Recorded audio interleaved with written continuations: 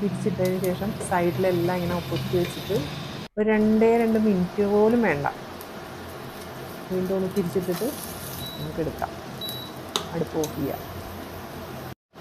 ഒരു പ്ലേറ്റിലേക്ക് മാറ്റിയിട്ട് അതിനെ പിസ്സ കട്ട് ചെയ്യണത് പോലെ 4ആയിട്ട് കട്ട് ചെയ്യാം.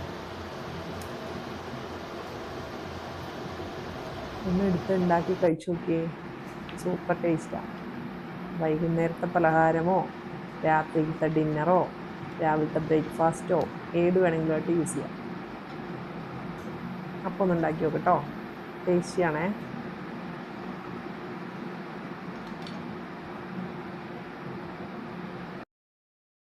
എനിക്ക് നല്ല ഇഷ്ടമായി. എന്തായാലും ഞാൻ ഇടയ്ക്കിടയ്ക്ക് ഇങ്ങനെ ഉണ്ടാക്കാറുണ്ട്. ബ്രെഡും ഇതുപോലെ തന്നെ ചെയ്യാം. നമുക്ക് ചപ്പാത്തി ബ്രെഡും ഒക്കെ ഇങ്ങനെ ചെയ്യാം. നല്ല ടേസ്റ്റാണ്.